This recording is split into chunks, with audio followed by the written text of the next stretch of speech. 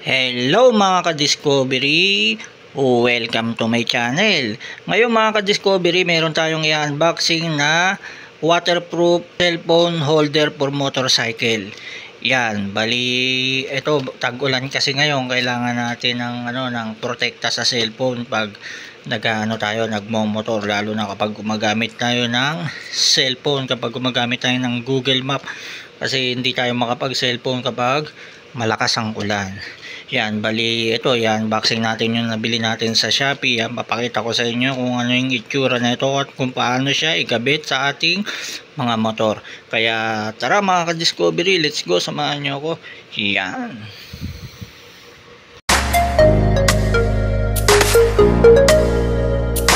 Yan, unboxing na natin. Gamit tayo ng cutter para mabilis. Yan, naka-bubble wrap, safety yung ating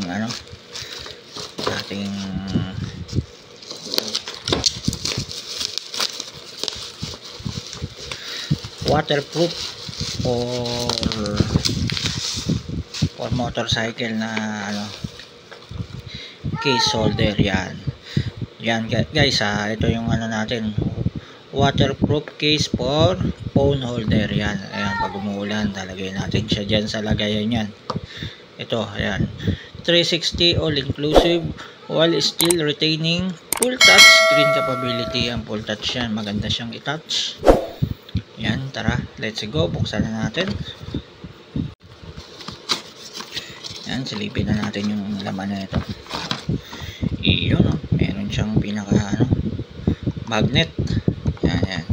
Yan natin. Tapos meron siyang yung para na gagalaw-galaw yung cellphone. Tingnan natin yung parts niya. Ito yung kinakabit sa motor, pinaka bracket niya. Yan, sasalpak natin yun mamaya.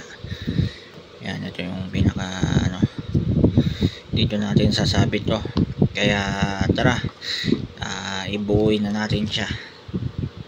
Yan mga ka-discovery, papakita ko sa inyo kung paano nga pala buuin tong ating nabiling waterproof cellphone holder for motorcycle.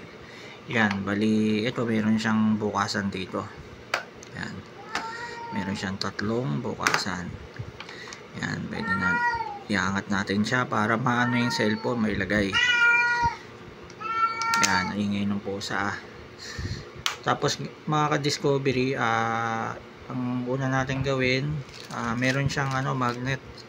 Yan, nilalagay sa cellphone. Tapos meron siyang ito, Allen wrench.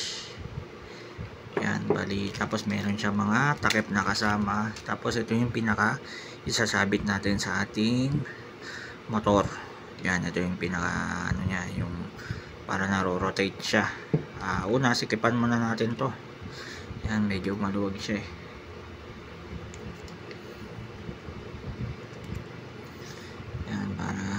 Buti may kasama ng Allen wrench. Yan, may libre na siya para mamaya isasalpak na lang. Yan, sigipan lang natin.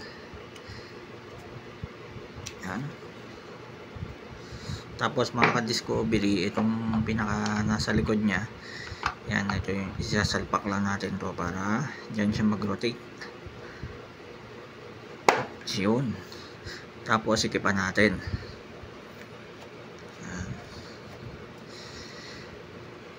Makadali lang na ito mga ka-discovery. Yan, nagagalaw-galaw siya Tapos mga ka-discovery, meron nga pala siya dito yung pinaka niya, sikipan dito sa may pinaka bracket.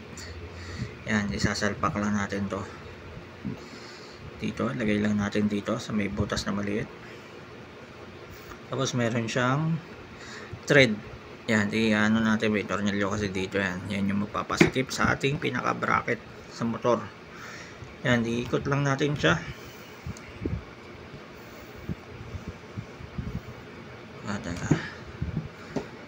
Tapat lang natin yung pinaka yan, yung tornilyo. Tatapat lang natin siya para para na mag-lock siya. Yan, pakadali lang na ito.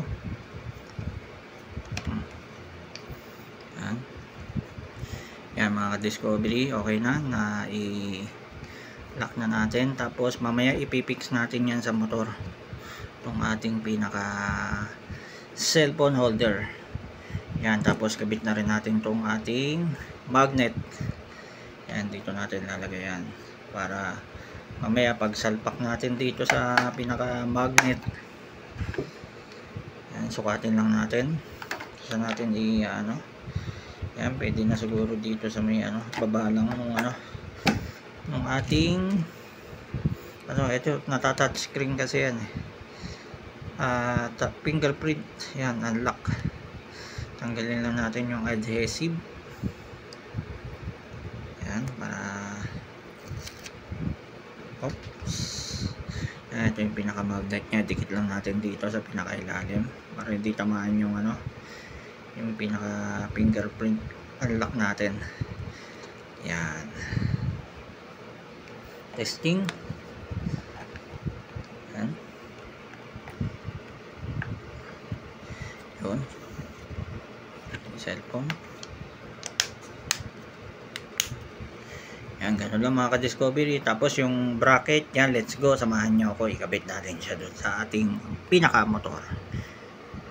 Mga ka-discovery, okay na yung ating waterproof holder for motorcycle. Yan, bali ito, kinabit ko siya. Ang nangyari kasi, kinonvert ko na lang yung niya, kasi yung pinaka na dito, meron kasi yung extra na bracket.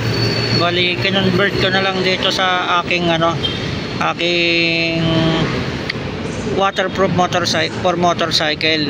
Yan, ganyan na lang ginawa ko para maikabit ko ng pwede nyo naman gamitin yung pinaka original nito, pero mas gusto ko kasi mas madali siyang ikabit kapag kinonvert mo. Kaya kung meron kayo mga extra mga bracket sa action camera nyo, yan, pwede nyo isalpak dito. Yan, ito na, nakakabit na siya ng maayos sa ating motor. Yan, pag umuulan, lagay lang natin. Kapag hindi umuulan, dito ko siya ilalagay. Iyan mga ka-discovery, ganun lang kasimple ang pagkabit at pagbuo na itong ating waterproof holder for motorcycle.